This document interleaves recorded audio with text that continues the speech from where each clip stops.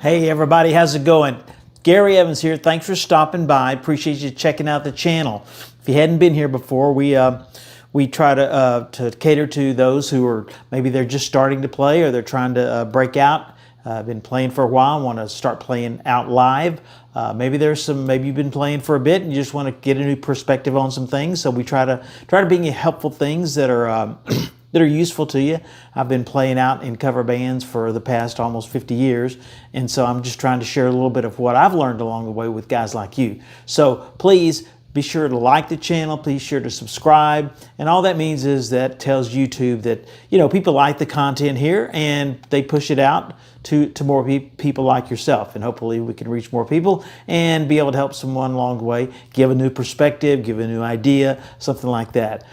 What I want to talk about today is playing rhythm. Now, I play lead guitar in these cover bands I play in, country, pop, classic rock, light jazz, things like that. I've always played lead guitar, but I've even heard guys like Steve Lukather say, you know, with Toto saying, man, I'm a highly paid rhythm guitar player. Because even though he can shred and he can do all this amazing gymnastics on the guitar, what he does in the studio is mainly put down rhythm tracks. That's what you have to be good at. And if you're gonna, especially if you're gonna play out, even if you're not gonna play out in a band, you want to help yourself develop a sense of time and sense of timing.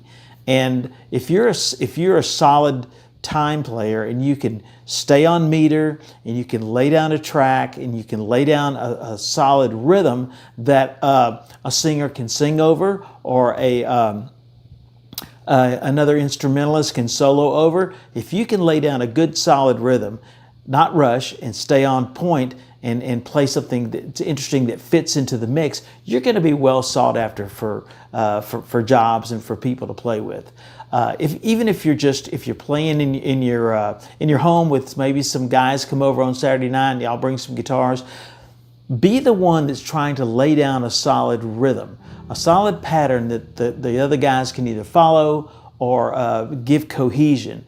If you're playing in a group, maybe you've just started playing out, or you think about playing in bands, listen to the drummer. The drummer's going to be going on 2 and 4.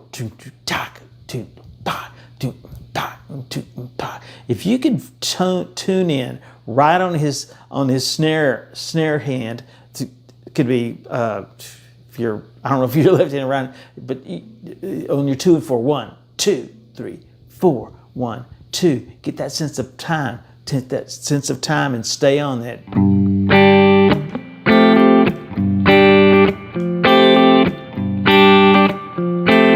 And that's just a very simple rhythm. See, my axis 2 and 4, 2 and 4. So typically the drummer's going to be playing on 2 and 4. So if you can lock in on his snare drum and that 2 and 4, you're going to be right in there in the pocket. You're going to be able to lay down a groove. You're going to be able to bring value to the group and lay a fundamental foundation for everyone else to work over. And then when it's time for you to solo, man, you can rip it and you can take off and you can do all that stuff. And we love to do that. It's lots of fun for us.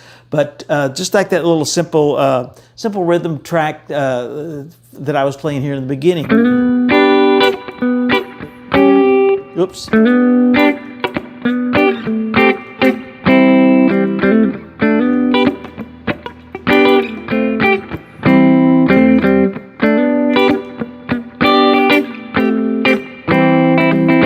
Something to lay down, to be solid, that people can, that you can help form a foundation for the group. Because you're going to be playing rhythm a lot more than you're going to be playing leads and solos. So if you're maybe you have an acoustic guitar and you're just playing open chords. You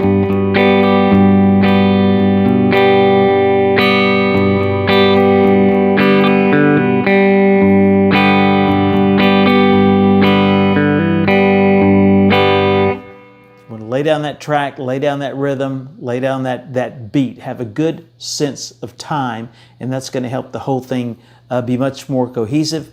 You're going to be a better player. People are going to want to play with you a lot more, and you'll get more calls and opportunities to go play with your folks and your friends. vary your rhythms a little bit. If it's like we were doing here on the beginning, if it's just like this is just a 1-7, like a G and an F and a C, 1-7-4. So get, add some accents to it, add some moving parts. The suspension is a great inflection that you can add in there. It's not going to walk across a vocal line. Probably not going to interfere with what the keyboard player may be doing, and it'll help give you that sense of motion.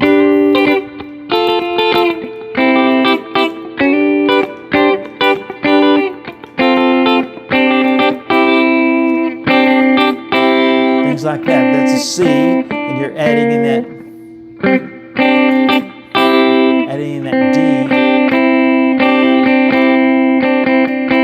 And it always doesn't have to be open chord. Doesn't have to always be full bar chords. In fact, I rarely ever play full bar chords.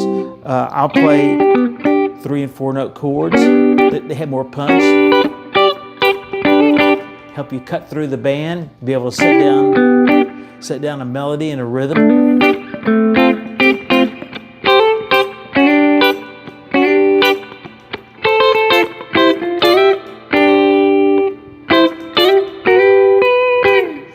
So think about that. Think about developing a sense of time, knowing where the meter is, be able to stay in that pocket and lay down a groove. I don't know if you ever practice to a metronome. I know it's boring for a lot of us, but you can always go on the internet and find yourself a 4-beat drum track, 4 beats to a measure, 4/4 time, and turn that on and lay down just a simple rhythm track, just a simple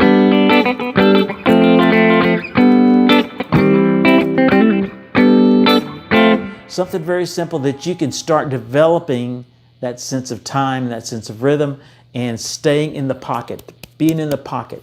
Lock in on that drummer, lock in on this 2 and 4 beat. That's going to help guide you and give you if you can lock in with him on 2 and 4, then that's going to make the whole foundation of the band much, much, much better for sure. If you're learning a song, put it on, find it on YouTube or whatever, and play along with it. That's a great way to practice and keeping yourself in time and make sure that you're not rushing. I was listening to something the other day, and it was a Nashville producer. He was a producer. He was also a guitar player. I don't remember who exactly it was, but his take was that they could tell immediately when someone comes into the studio that maybe is a kind of an inexperienced guitar player or hasn't done a lot of sessions, and that's because they typically will rush the tempo. So you want to be very cognizant of the tempo and lay right there in the pocket and get a good feel. So that's a sure sign that you could stand some work on that, and kind of a giveaway to some of these producers that if you tend to rush. So. And a lot of us do that, in the heat of the moment. Everything's exciting, especially if you're playing out, and everything gets, exciting and happening and all that. And you want to, lay down what you can, but be sure to listen, give yourself a good sense of time. Listen to the drummer 2 and 4. If you're by yourself, just make sure, or if you're playing with your buddies, make sure you've got a definite rhythm pad.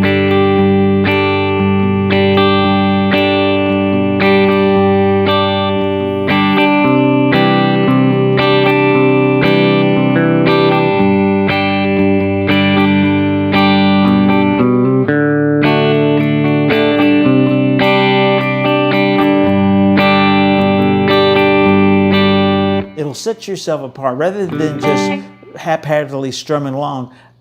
Put together a rhythm track, something that's definite. Put your inflection, put your passing note at the end of the phrase. Glue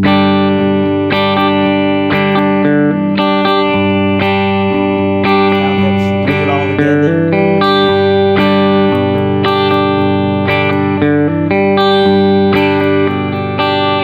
about something that's moving.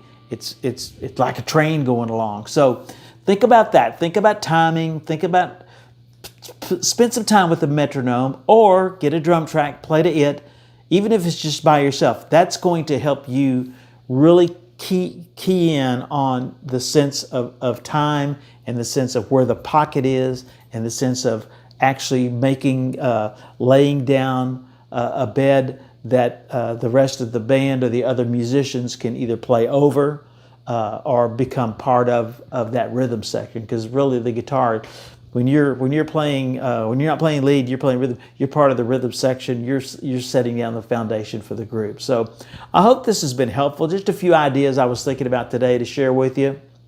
Whether you're playing acoustic or electric, spend some time with it, work on that. It's a good exercise, pulling out the metronome or drum track, or even practicing to play the song, play along with it. That'll help you, and I hope this has been helpful for you. Thanks for stopping by. Be sure to like and subscribe, and like I said, your subscription just helps get this content out to more people. We appreciate all of the folks that send us comments. We like to hear that. So, you know, if you like this lesson, if you like this these thoughts, just drop me a note so I'll know that we're on the right track, or if there's something else that you'd like for us to kind of cover. So I hope that helps today. Thanks again for coming over, stopping by our channel, and check back again often, and we'll be talking to you real soon. Thanks.